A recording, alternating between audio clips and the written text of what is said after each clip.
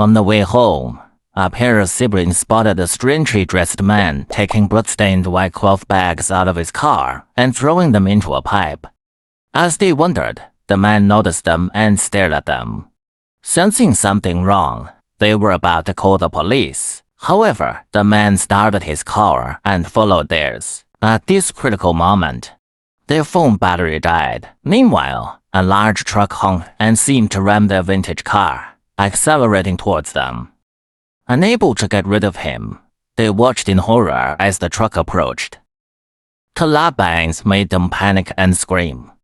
The truck didn't stop. After several close calls, it accelerated alongside their car as if to observe inside. Finally, it moved behind the car again. The impact made their car lose control and crash through the guardrail into the bushes. Only then did the truck finally drive away. Luckily, the siblings were unharmed. After quickly fixing their car, Jerry, relying on intuition, suggested there must be something in the building they just passed. He thought they might make money by doing a good deed. Still shaken by the early attention, Hermione strongly opposed her brother's reckless idea. But after some debate, she reluctantly agreed to go back with him.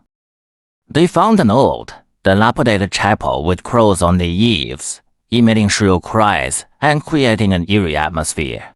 Soon, they discovered the pitch-black, bottomless pipe with a foul stench. Jerry said he heard faint cries for help, though timid yet adventurous. He insisted on exploring. Hermione tried to dissuade him with horror movie references, but in vain.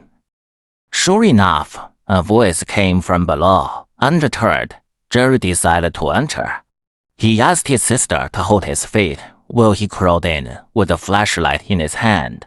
Suddenly, several large rats darted out, scaring Jerry so much that he kicked his sister. As a result, he slid uncontrollably down the pipe and landed heavily. Thankfully, he wasn't seriously injured. As he got up, Jerry scanned the surroundings and saw a white cloth bag. Curious, he approached and kicked it twice. No response. Suddenly, a hand grabbed his ankle, scaring him. He quickly broke free, seeing someone squirming inside. He opened the bag.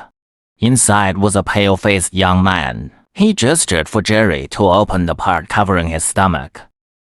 Horrified, they found the man's internal organs removed. His chest barely crudely sewn shut with dozens of hand props. The young man seemed to want to convey something that died before he could finish. At this moment, his sister anxiously asked about his situation from above. Jerry told her to find help quickly, while he figured out an escape. He also emphasized that if the large truck returned, she should shout to alert him. With his flashlight, Jerry began examining the surroundings. He found the area filled with white body bags. As he advanced, he discovered what seemed to be a massive laboratory with various machines and chemicals.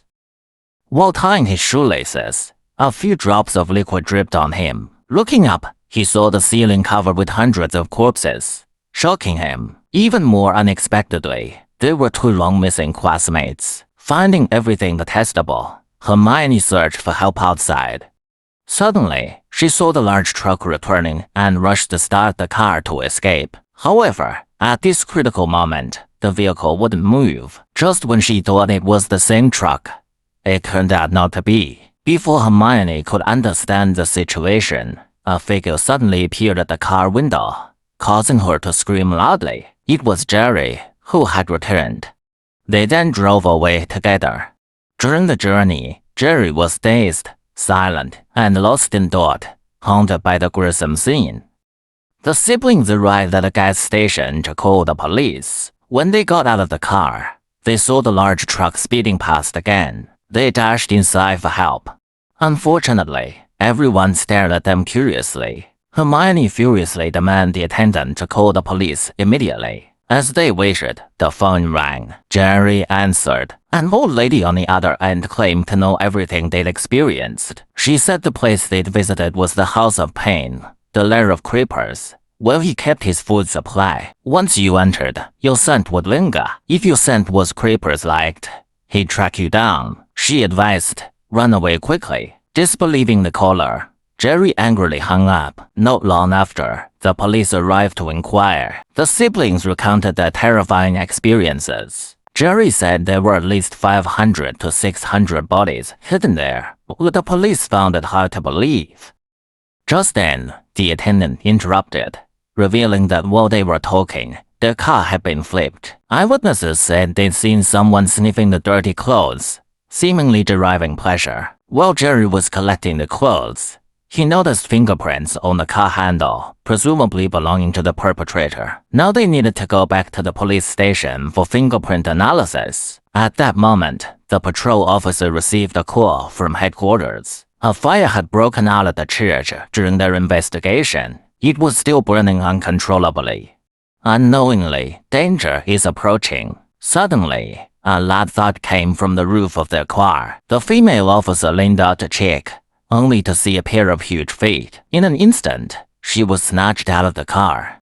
Another police officer also met a gruesome fate. Creepers decapitated him with an axe and threw the head onto the siblings' car. This horrifying sight made Hermione slam on the brakes and skid. They got out to assess the situation. Jerry, noticing bloodstains on the roof, sensed danger and urged his sister to get back. But Hermione was determined to see. To her shock, the policeman had suddenly appeared on the ground.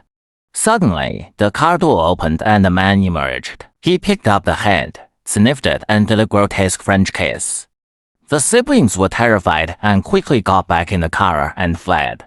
After a wild ride, they stopped at a secluded house, hoping to use the phone to call the police. The old woman there said she had no phone and insisted they leave because her cat didn't like strangers. Suddenly, all the lights went out, revealing creepers had arrived. Before the siblings could react, the old lady stepped out with a gun and ordered creepers off her property. But creepers ignored her. Infuriated, the old lady fired 2 shots but missed. Creepers flew into the house, and they heard the cat's muffled cries. Driven by her cat-protecting instincts, the old lady ignored the siblings' attempts to stop her, kicked Jerry, and rushed into the house. Gunshots echoed, then silence. The old lady reappeared at the window, only to show creepers holding her by the throat and dragging her forward. With a sinister grin, creepers faced the terrified siblings. They retreated to their car. As they were about to escape, creepers dropped down. Hermione reversed the car. But creepers did a backflip and landed gracefully. He prowled around the car, eyeing the siblings. Resigned to fighting for their lives, the siblings decided to confront creepers. Hermione accelerated towards him. Creepers easily leapt out of harm's way. She adjusted and reversed at full speed, but he dodged again.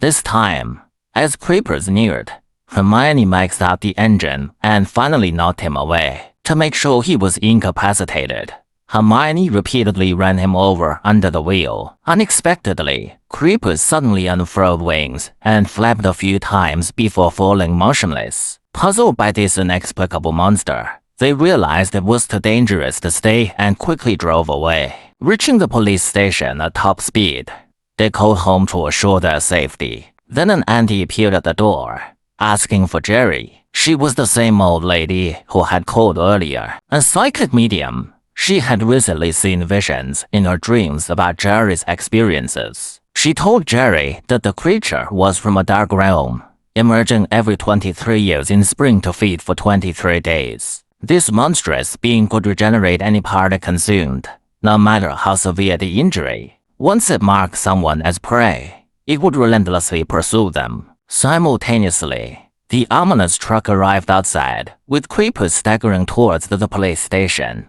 Then, all the lights in the station went out. The police chief switched on emergency lighting. To prevent jailbreaks, officers began checking each cell. 2 inmates in the last 2 cells stared in terror at their neighbor.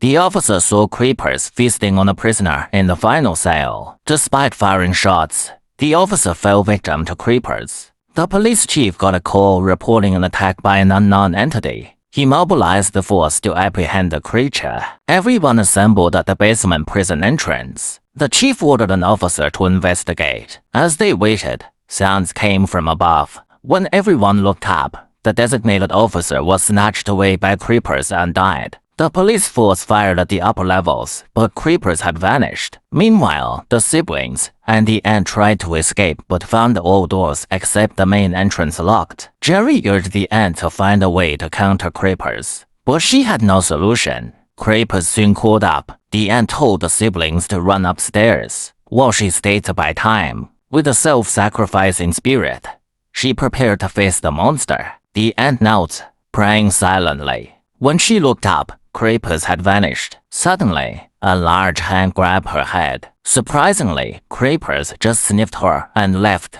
seemingly uninterested due to her age.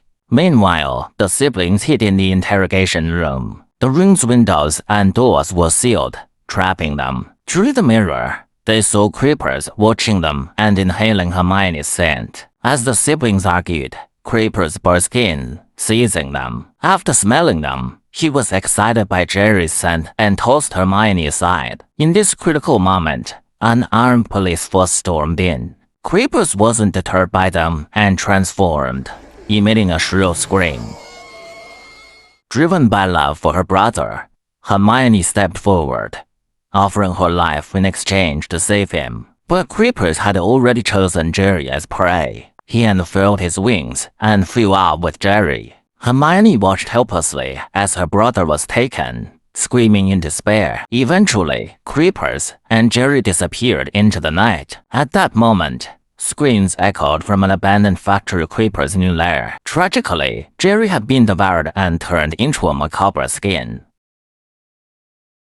Well, that's all for today. If you like my videos, please give a like and subscribe for me. I will see you in the next video. May your Wi-Fi be strong and your coffee be stronger.